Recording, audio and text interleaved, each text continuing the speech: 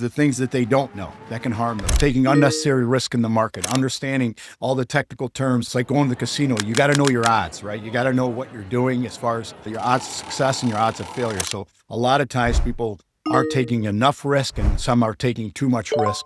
And how do you kind of make sure that you understand that and customize that?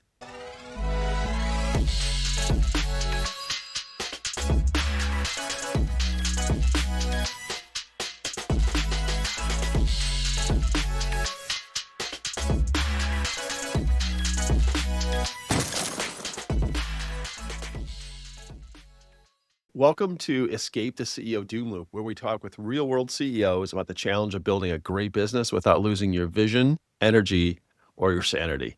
I'm Glen and I'm joined today by my co-host and business coach, John Ninkovich. Today, we're joined by Mike Amine, who's the CEO of Wealth Strategies Financial Group. Hey, Mike, how you doing? Welcome, and thanks taking the time to join us here today. Yeah, appreciate it. Thanks, Glenn. Thanks for having me. Let's first start off, if you wouldn't mind, could you kind of give us an overview of your company, what you do, and then how did you end up as CEO of the company? So about 10 years ago, I took a leap of faith after working for a large insurance company, MetLife, and I ran the state of Michigan. So under that umbrella was MetLife Resources, and New England Financial. So I had about a 26-year run of being involved in that organization and eventually leading that organization. In 2026, they decided to sell the financial services and wealth management arm of MetLife over to MassMutual, and I did not make that transition. I just felt like my business has evolved into more strategic wealth management than insurance, and I think that the direction, with all due respect, was going in a different direction, a different vision. So like Jerry Maguire, I tell the story, I took my fishbowl and I left.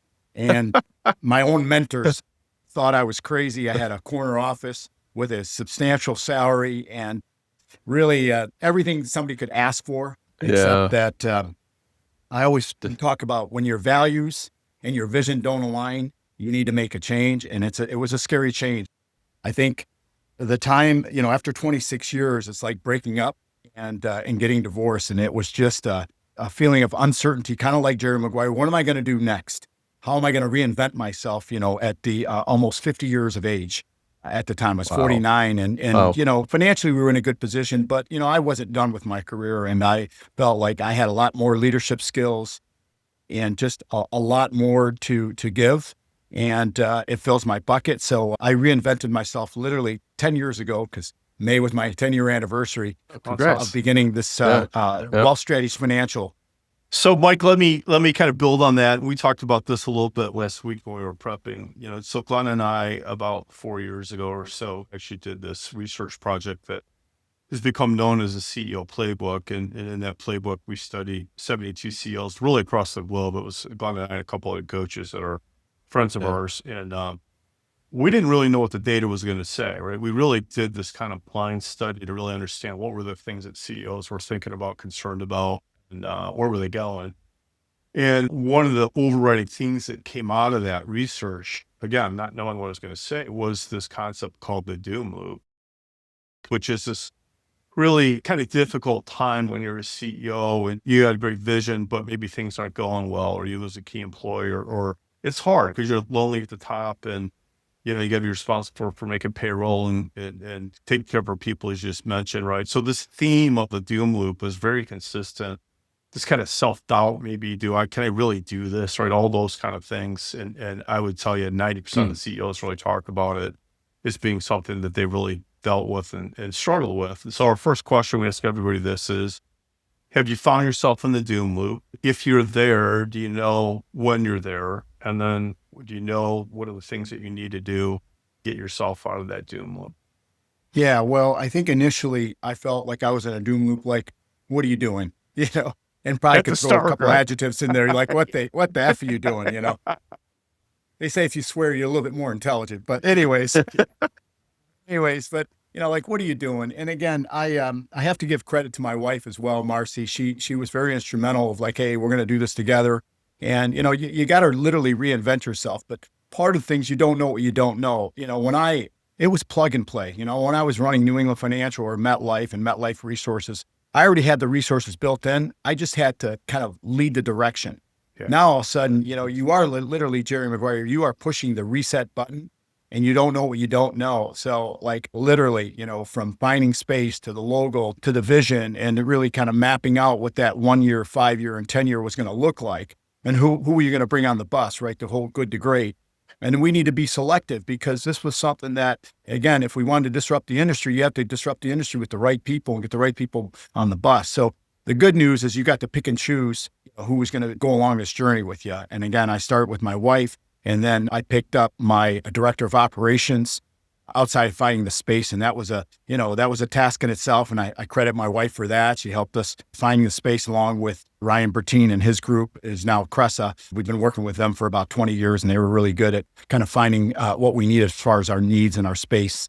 And, ultimately you take the leap of faith and hope for the best. So ultimately, I was wearing a lot of hats that I was not used to wearing. And there were a lot of hiccups. Just because, again, it wasn't like walking in an organization where you have a marketing department, you have a compliance department, you have a training department, you have a trainer. I mean, I had an organization I walked away from. I had 250 people in that organization. It all reported up to me, Yeah. and I would say Yeah. I never had a dull moment. I had a corner office. It was great. I was paid well, but there was a lot of stress that came with that. So ultimately, when you try to push that reset button or go into this doom loop and, you don't know what you don't know. And, I felt like I was wearing a lot of hats because I had to. The hours were long and they were tedious, and there was a lot of uncertainty that I had in my life at the time. And like, what did you just do? But it's like anything. You have to have faith. You have to grind it out. You have to give yourself. I always say, in a very impatient world, you do have to give yourself time and patience to figure things out, and you have to ask for help. So, working with coaches and working with guys like you, I think is extremely important just because they've been around organizations like this and they understand kind of the hiccups and what to do and what not to do and make sure you're not making expensive mistakes. But I would say that doom loop that you characterized, I definitely felt that in the beginning. And I'm sure, even in recent times, I'll feel that because we're not there yet. Even after 10 years, we're still building this organization. Yeah. Okay. Wow. What a journey. Yeah. Mike, if I'm understanding correctly, you come from a sports background. And John and I have had a couple other, I think, who did we have on, John? Was it Keith? Yeah. That played D1 football. One of the things, one of the things he also talked about, Mike, was how being in team sports and had helped shape him as a CEO. And one of the things he talked about that I felt was really impressive about was some of the coaches he got to work with. What do you think? Has that shaped you at all as a CEO? Absolutely. I can go on and on about the people who were, mentors to me, from my high school coaches, Bill Delia and Pat McKay. And in college, I had Dale Barr, Mark Chirella, Joe Wells. These guys, Joe McFarland, Kirk Trost, the list goes on and on of all the people that, I tell my sons and I tell our daughter this all the time and the people around me, success is never achieved alone. The journey of success, everybody helps you along the way. Those people in my life, those folks in my life, I don't know that I would have had the same outcome. I really credit them and my friends and my family that really kind of supported every step along the way. The prime time in your life and embrace it and, enjoy that experience, but it will end. And now you got to apply those skills and you got to apply those characteristics to the next phase of life and everything you do, not just in business, but in life as well. So it helps you, I think, prepare. And I'd say that for any athlete. The majority of our firm is former college athletes, believe it or not. It's crazy from all walks of life. Yeah. So we're really proud of that fact. That's great. Thanks for sharing that. Yeah, that's awesome. Hey, Mike, I want to go back. You'd mentioned something a little bit ago about stress. Yeah. And you talked about the stress of, you had a couple other people that were reported up through you and, the corner office, all that, and the stress that went with that. What I'd love to understand is there's stress as a CEO and then there's stress when you've got a couple of people work for you, but you're working for somebody else, right? Somebody else is making payroll, right? Correct. You're guiding the ship, but somebody else is really financing it.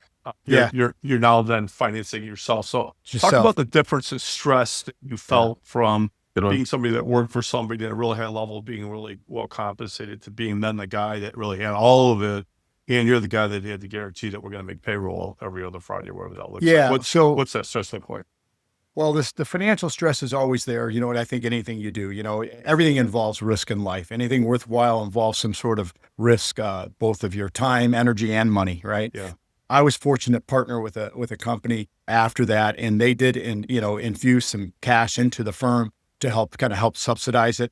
But eventually I was on my own after 5 or 6 years. And then, after that, you have to bankroll it. And, there's times where, you don't have a great quarter, you don't have a great, 2 quarters, and you gotta finance it because Yeah. payroll is payroll. And ultimately, again, because of our focus, on our folks, especially even during 2020, our people were getting bonuses because they deserved it. And so even though that it affected us financially and we were down that year, we still had to take care of our people. Otherwise, we wouldn't be able to retain them. So ultimately that stress goes without saying that it really comes with the territory. And Yeah.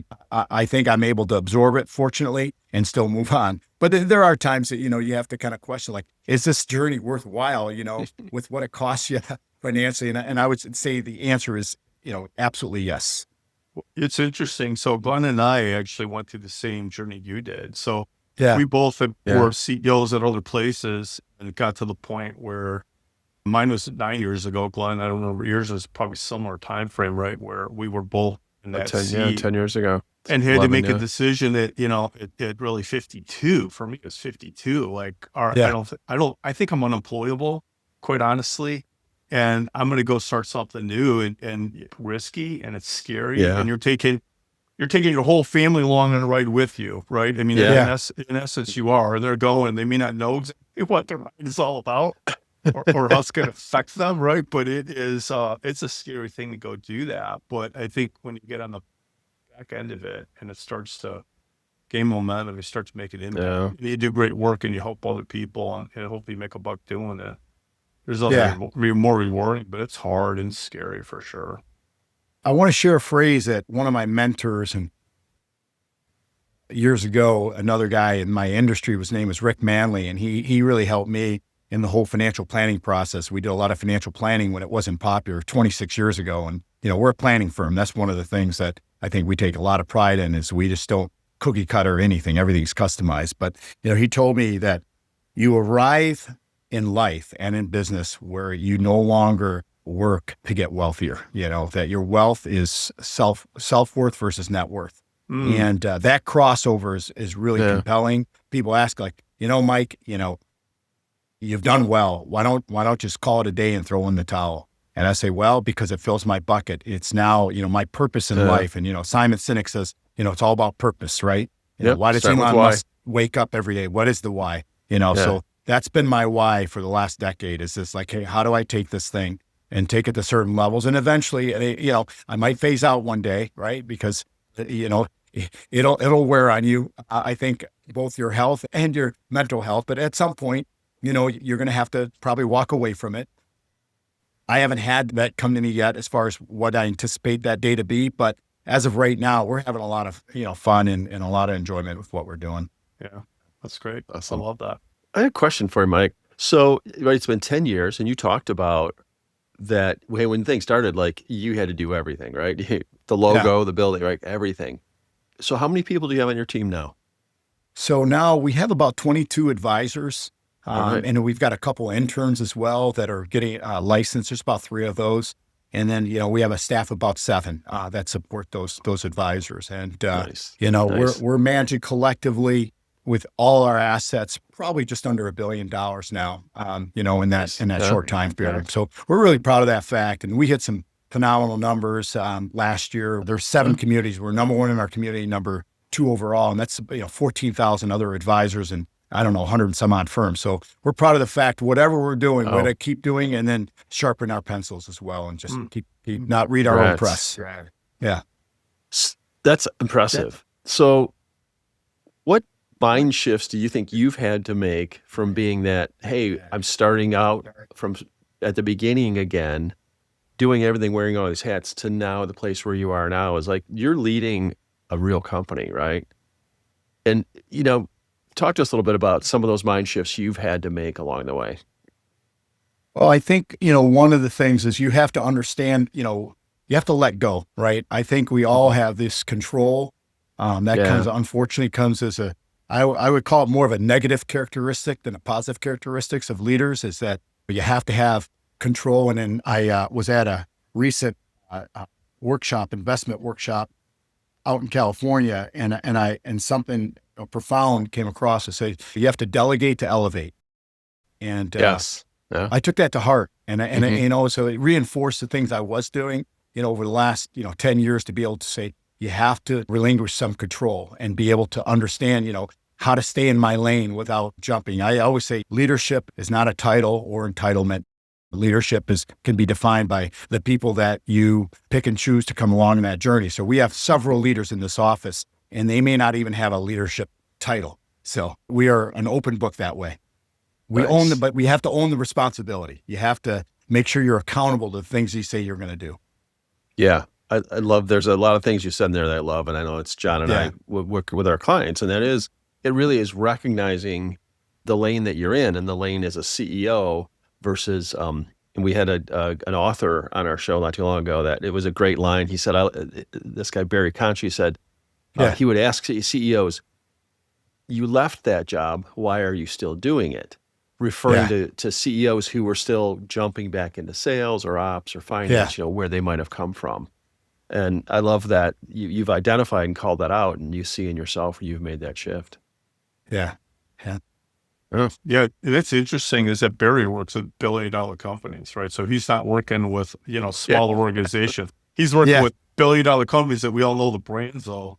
And, Yeah. and even at that level, he's saying the CEO, and this guy was the kind of the Yeah. original coach. Like he was a big timer back when he worked at Gallup. This all started 20 some years ago. But I mean, that he's challenging CEOs of brands that we all know. Like, are you being a CEO, or are you still running sales, or are you running operations? So I think this is something, and Glenn and I run into this all the time. Like, I don't know that it really matters the size of the organization. I think it is kind of what you said, Mike, this need to kind of control things. Yeah. For whatever reason, as I agree, I think I see that myself, and I see it in a lot of my CEOs, like they want to go control it, and it just gets in the way of progress. Yeah. Another question for you, Mike. So you've been a CEO for 10 years. What's the most significant, hardest decision you had to make as a CEO? And how'd you know it was the right one? Well, periodically you got to take people off the bus and let go of people that you like and you trust and you respect. They just aren't a good fit for the organization. And, we're really big on training and showing up to come to practice. And we found a couple folks just didn't want to come to practice anymore. And again, I'm still friends with those guys, but I had to walk them to the door and say, you're no longer a fit for what we're trying to do as far as our vision. We're really big on education, and we're a learning organization. And even after 36 years, this old dog is learning new tricks. So love that. Yeah. So it's really protecting your culture is what you're saying, it's protecting right? the culture. I always say culture eats strategy for lunch, and I live by those words and practice what I preach in that area. I just feel like culture is, and this is the difficult part, post-COVID, in this world that, is more virtual and is not showing up, and you're not having the conversations face to face. And I just think it takes away from trying to build a culture. I mean, it's really hard to build a culture, everything online. And, what we try to do is, we give a lot of flexibility here at Wealth Strategies Financial Group, but, there's definite days where everybody's in alignment and we show up, we come to work, we break bread, we have lunch, we do what we need to do to keep the culture going. And we have a lot of events. So, Yeah. Let me ask a quick follow up to that, Glenn, and I'll let you jump back in. But, one of the things that Glenn and I run into a lot is this concept called the Peters principle, where as an organization grows, right? So you go from startup, which is really where you were 10 years ago, Sure.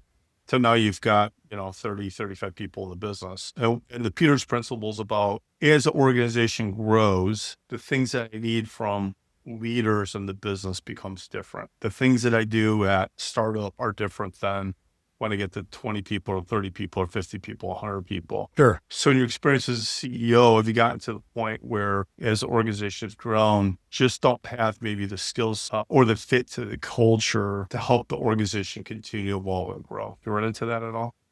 Yeah. I mean, this is the thing that, you help people with their idea of retirement and you give them an early retirement and some sort of, exit. But yeah, I mean, look, as organizations and as people, we're constantly evolving, right? And we have to kind of like shake our past and invent our future. And that's what I think, leaders, you're constantly reinventing yourself, and I'm not talking about pivoting every time you see a new headline or a new, product or technology. I'm just saying you definitely have to constantly reinvent yourself. And that means making some more difficult decisions. Hey, it was good while it lasted, but we scaled this business. And we don't really need this role anymore. And, fortunately, unfortunately, it's due to technology, it's due to AI, it's due to, operational efficiencies that we need to kind of run a lean and mean organization. And we understand what is the ROI on that dollar that we're spending in it. Sometimes you have to evaluate that. And I have a tough time of letting people go. That is my deficiency and I probably should have done it sooner with a few people. But again, that's one of the things that, we are faced in this loop from time to time. Nobody ever says I didn't do it fast enough. Yeah. Nobody. Yeah. Nobody. That's Nobody good. ever says it. I'm glad. And rarely, almost never again, because I ask these questions all the time of say, who's had to let someone go? And I say, okay, think about 3 weeks after that. Did you ever regret the decision? And no, it was the right move. And then said, did you wait too long? 100% yes. Those are difficult conversations. But to your point, you said in order to build the right organization, as the organization grows, because not everybody grows in the same arc with the organization. Not everybody wants to, not everybody can. We're different places in our life, and we just need to understand and respect that. I'd like to ask Mike a little bit more about your business, because you mentioned how many wealth management firms you say there were? Was it in Michigan alone or in the country? Oh, in the country. So we're Cetera Financial. We clear through Pershing and also NFS, which is Fidelity. So we have a couple different custodians. Okay. In their back office. But, it's I want to say the second, third largest independent broker dealer in the United States, and depending on the pool and that sort of thing and what they measure. But it's a relatively large organization. There's about 7 communities. Cetera Wealth Management Group is our division. I think our division kind of speaks volumes as far as the per rep and the amount of revenue that's generated from this division. Per representative per firm, it's the highest in the country. And last year we were proud of the fact that we were up 53% in the country, and so we took the lead there, and then we were second overall. So, and that second overall includes all the communities. I think there's 7 of them represents about 14,000 advisors. And so we were really proud of that number. And then, 5 years running, if we extract the market returns, we're number 1 overall as well. And so I'm really proud of this team because, like I said, success wasn't achieved alone. So from the Teresa Shermans to the Brian Knutes and all our top advisors, it's really a testament to say, hey, they stayed the course, and we worked hard together, and we got to hopefully reap the benefits together as well. So number popped. So 14,000 advisors, right? Just that number alone, right? That's a lot. And to me, that means there's a lot of choices to people who have wealth to invest. Yeah. And so what sets your firm apart? What are your ideal clients? Why do they come to your firm? What are they paying for? How have you built that you're differentiated from all those other advisors? Yeah, first and foremost, I think, I always suggest that you should work with an advisor, just like you shouldn't be your own attorney, and you shouldn't, use WebMD to have all your answers. Don't operate on yourself. 57%, and that will vary of all stress is related to financial stress. So if we, as an independent fiduciary firm that focuses on, accumulation and more importantly, distribution, I work with a lot of clients that are either pre-retirement or post-retirement on a distribution strategy that helps them with their Social Security and making the proper decisions that relates to their Social Security, making sure their wills and trusts are up to date, and making sure that the assets are assigned to that. We work with their accountants, with their attorneys. And, I would say we're the quarterback. I don't have a crystal ball. I can't predict what's going to happen tomorrow on Wall Street, but a well-defined, disciplined approach that's customized to the needs of the client, that's really important. And then you top that with the amount of service and attention that we have, because things inevitably is going to change on an ongoing basis. And people want reliability. You build trust with reliability. If somebody calls Mike Amine or somebody has an organization, they're going to get a call back. If we can put the fire out soon, we'll put the fire out soon. If there's concerns, we address them. If there's opportunities, we address them. And I think that's one of the things. And there's a lot of great organizations that have that philosophy. So I don't want to say, we're the differentiator. We disrupt it on the basis of that. We like the idea that we want to be the quarterback to help them, to give them the opportunities to have tax strategies, to have tactical strategies, to have them understand and educate them along the way. So it's a number of things that we're doing that kind of help separate us from the average Joe in the industry. Oh, we're anti-transactional. I'll put it that way. That's great. And you're obviously doing a great job of it. So that's awesome. It's great to hear. So Mike, here's one. So I don't know, there's somebody who's got whatever, 3, 4, $5 million bucks. Yeah. And they've decided that they've kind of worn out the welcome, or they want to work with somebody different.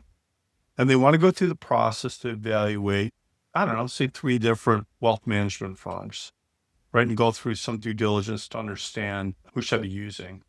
Why would they use them? What are the things that you think that they should be thinking about when they want to go evaluate different organizations? Yeah, that's a great question. I get asked that, do we win the business the majority of the time? I would say so. I think it's just having a conversation about what's important to them. But one of the things is the things that they don't know that can harm them, taking unnecessary risk in the market, understanding all the technical terms about it's like going to the casino. You got to know your odds, right? You got to know what you're doing as far as, your odds of success and your odds of failure. So a lot of times people aren't taking enough risk and some are taking too much risk. And how do you kind of make sure that you understand that and customize that? The second is the tax impact. Every decision that we make, I think like an accountant. I can't give advice, but I can get strategy and work with accountants and say, is this portfolio, is it efficient? Is it tax efficient? When does it make sense to do a conversion to a Roth IRA and that sort of thing? So there's a lot of different moving parts. And then how are you addressing all these assets? Do they understand that post-death, the step up in basis and what gets stepped up, what doesn't? Do they have the qualified stretch with annuities? Do they understand that, type of terminology if they own annuities? So there's a lot of different moving parts. Are there insurance policies titled the right way in an irrevocable life insurance trust? Are there assets tied in so that you can keep the creditors and predators, off them in the event that something happens? So, it's a number of things that we're doing to go out and capture that business. And that's kind of been our focus, is really the higher net worth. We can't be all things to all people. And I do some pro bono work again, for some kids of high net worth. And, we have young people here that can help support those that people want to work with people their age. So I've got a great support system here of young and old, but I think, and we operate as a team. I'm not a one-man show. I usually partner with somebody to kind of do the planning. It's not just myself. Okay, thanks. If you look back yourself 10 years ago, what would you tell him to do differently than what you did? Oh, I'd probably tell him to do a lot of things differently. Like what? I might have to grab him by the do ear it. and tell, grab him by his ear and just say, hey, Let's what spend were more you time in thinking? Florida. What were the were you lessons you've thinking? learned along the way? I think the importance of patience and thought process, more intentional with your thought process. And I understand that, there's always that quandary, that sense of urgency, getting things done, Jack Welch, execution. And I believe in that. I think you have to have a sense of urgency, especially when it comes to service and that sort of thing. But sometimes you got to slow down and you got to put some thought behind it, right? And I would have probably told that guy just to slow down and really kind of map out what is the outcome you're looking for, and then what are the steps necessary, and really just probably gotten outside advice on that instead of trying to figure that out on my own. I would have asked for help sooner, and then I'm realizing as I get older, I got to keep checking the ego. We all have these egos of thinking that we're Superman, and you're not. The older I get, I think, life will humble you. I think the resiliency and understanding the experiences that I've been through hopefully made me better, but learning kind of through some of those mistakes and those errors of judgment and that sort of thing. I think that's kind of the advice that I would give. Just go back, slow down, and put more thought and be deliberate about that thought and intentional about that thought. I'll follow up on one of the things you said, because it's really good advice. That it's one of those things that's easy to say, but then I start thinking, like, how do you really do that, especially for yourself? Is how does one hold one's ego in check, especially when you're a CEO?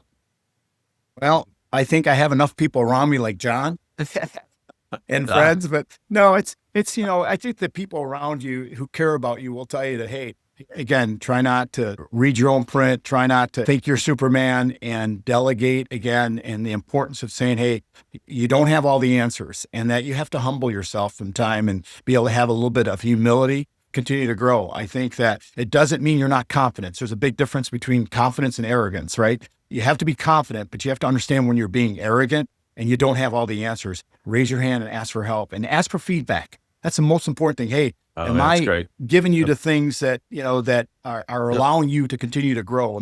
What can I be doing better? And this is what the journey is all about. How do I constantly, redefine the better version of me? And I'm still working on that, even after 36 years of doing this, is that I'm still reinventing myself.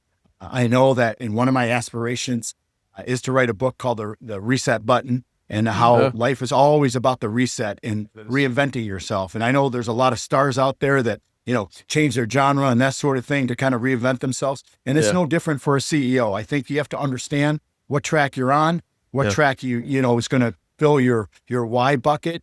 And it's okay to kind of reinvent yourself. There's nothing wrong with that. I think the best work that Steve Jobs ever did was after the age of 55, right? Yeah. So it's possible.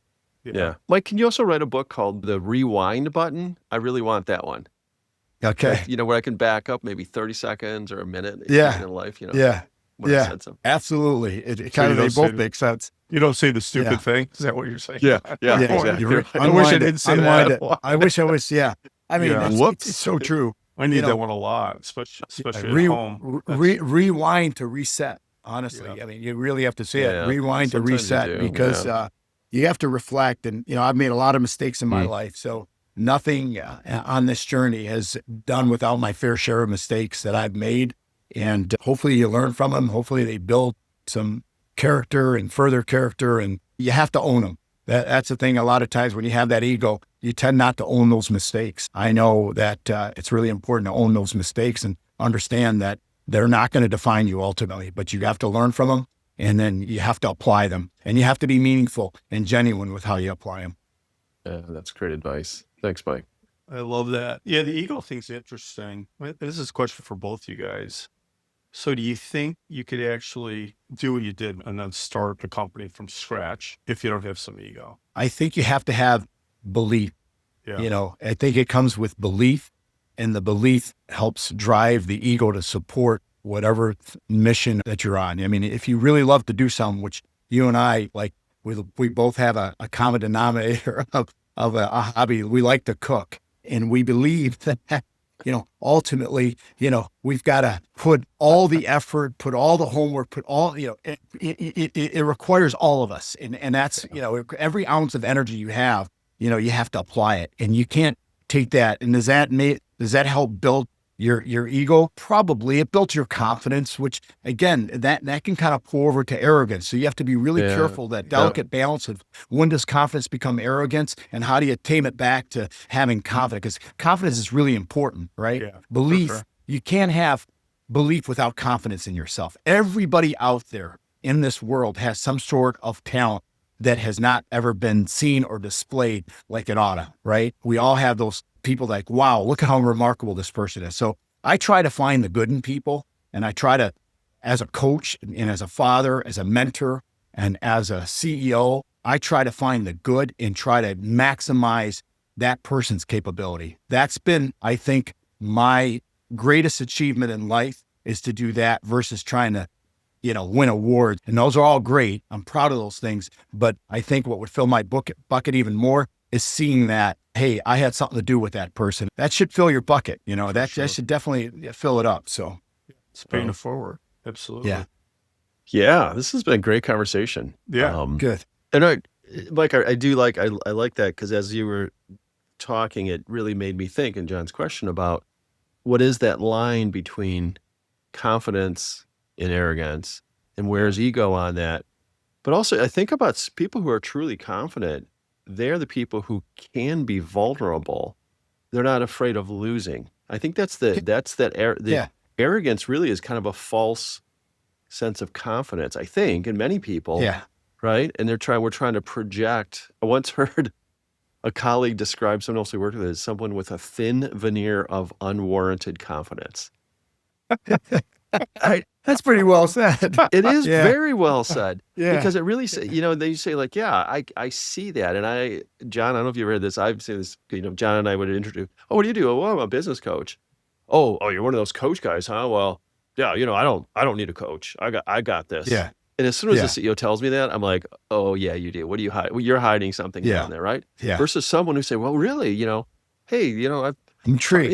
yeah, but I'm intrigued. Hey, what Yeah. about, I got a question for you. Cause I've had this happen to me, like with the bar at the JW, John, in January. And this guy's like, your business go, hey, I got a question for you. Do you mind if I pick your brain on this? I'm like, no. Yeah. The guy just laid it down on the table. He's like, yeah, I got this business about my business. I've been, trying to talk to people about it.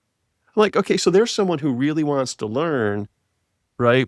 And I'm sure he has confidence in himself in his business, but he didn't have that unwarranted ego around him that felt he had to project to me, who he just met, right? Yeah. He was vulnerable to ask me a question about that business. And to me, that's a humbleness, that's an eagerness to learn. And I think it talks about a lot of what you embody and what you've been talking about. Yeah. I think Harvard did a study years ago, and you guys could maybe pull this up. And I went to an off-site thing that MetLife sponsored for a select group of leaders that were hitting our numbers back in the day, and just went through this workshop. And it came down to the study of like the greatest leaders. The one common denominator is they were strong leaders, but they had empathy. And empathy was the word that you need to be empathetic. And it doesn't mean weak. There's a big difference. Right. Empathetic. Yes. Yeah. You had to see it through somebody else's lens and understand from their point of view and their vulnerability. You have to understand that, and being empathetic was really critically important. And the other thing was about the importance of failure, right? And failing forward. That a lot of people with tremendous success had failed and failed and failed, but they were just tenacious, and they were, resilient, that they succeeded anyway, even with the failure, right? Because they failed forward. So I always like those types of stories, because it's kind of like the journey we've been on, right? It's never just been pure success. It's always, whether it's on the wrestling mat or at home or in business, and we've had a lot of failures and a lot of decisions. Telling me you got back pinned a time or two in your life. I've been pinned a lot. Well, you see me next time. You brought Steve Jobs earlier, and then I'll get to our closing question right after this, John. Sorry. Sorry. But right, I mean, he got fired from his own company. Yeah. And then he went on to come back and make it even more successful. One of the quotes I like, he says, "Did you ever notice success takes a hell of a long time?" I mean, Apple didn't. I mean, it grew. It was a good company, but it didn't really take off. It took 20 years. Yeah. And like, you kind of sit back and look like, wow, that's some. Okay. That's all right. Here's our closing question, Mike. Are you ready for this? Yeah. All right. So John talked about the beginning, and we worked on this project called the CEO Playbook. So if you were to help us write the next edition of the CEO Playbook, what's 2 to 3 pieces of meaningful advice that you would give to CEOs for them in their journey to become a great leader? I think they have to constantly look at their past. I think the first thing is, in order to kind of know where you're going, I think you got to kind of look at your past, and you have to be honest with your past. As a mentor of mine named Matt Dela Cruz, who runs a Winning Minds, because you have to do a checkup from the neck up, right? And then your heart and your mind have to connect, and you have to be real with it, right? So if you kind of go back, it's the idea of constant reflection. So in order to know where you're going and the vision to move forward, you have to understand where you've been and why, right? Okay. So that would be the first thing. I think number 2 is just make sure that you're bringing along the right people, and you're constantly reevaluating the people who are around you. I say you become the 7 people that you spend the most amount of time with, right? And their characteristics. I love the Indiana coach. He says, "Hey, Google me, I'm a winner." And that guy did some remarkable things. I was rooting for him, even though I'm a Michigan man. I was rooting for him. Is that all season. Is that confidence, or is that arrogance? I don't know. Sure. I don't know either. I'm not sure, but he delivered whatever it was. It might have been a little confidence and arrogance all at once. Okay. But he might have been just real about it. It's like, hey, look, I'm going to put every waking minute of my time and energy. And obviously, I think the NIL helped as well, like it did all. But everybody was on a level playing field. And I'm sure they were top 10 in NIL when you compare the budget they had. But at the end of the day, I think it's really important that you bring the right people. And I remember, I'm trying to think of the old Ohio State coach. He said the same thing on PBS, where he was able to let go. He had to let go of his ego. He had to delegate more often. He had to bring the right people around the journey. And what was his name? It's escaping me now. He went to the pros. The old Ohio State football coach, Urban Meyer. Urban Meyer. Urban Right, Meyer said John that. I would saw PBS and I always kind of learn from these shows, but he was talking about the importance of delegating and allowing the coaches around him and picking those people. Mhm. Like you got to Yep. hand select those coaches and those people around you, because you have to make sure that it's the right people that's going to take you to this vision, that's going to take you on this journey. Yep. That's And then huge. constantly, the last thing I would say, everybody needs to be responsible for their roles and responsibility, right? You have to Yes. have Yeah. self-accountability and the importance of accountability. So not only did you pick Mhm. the right people to go on this journey, but you also have to hold them accountable, right? Yep. You can't just constantly let them off the hook Nope. and cut corners, because then that vision will be disrupted. And then you'll start to have interior conflict amongst the team members. absolutely. And Yeah. there's some finger pointing, and that major disruption disrupt the entire vision. So I think Absolutely. the importance of, again, inspect what you expect, right? Inspect what you expect. That would there be you the go. last Yep. piece of advice that I would have, and follow it. Practice what you preach. Don't Yeah. tell somebody you're willing to do something unless you're willing to do it, right? Yeah. So Lead by example. you lead by example. Sam Walton was a perfect example. He wanted the aisles a certain way, even I think at the time he might have been a billionaire, maybe not, but he would walk down the aisles and still make sure he would inspect what he expected. And I periodically, will do that and humble myself to say, hey, I'm willing to do this. You can do it. Yeah. So Love it. Yeah. Well, this is Good stuff. great. Great Yeah. answers. Yeah. Thank you, Mike. I really Yeah. appreciate Thanks, that. Mike. Yeah. Yeah. that's all All I right, know. All right. John, I'm sure you know a lot more. But No. John, do you want to wrap us up for this time at least? Yeah. Thank you, Mike. Thanks for taking the time to spend an hour with us talking about your journey from for somebody else to being CEO on your own, and the learnings that you've gone through. It's awesome to hear your perspective on that, and I'm happy that you're so excited about it, even as we grow a little bit older. Yeah. It's Right. great to do it and understand it.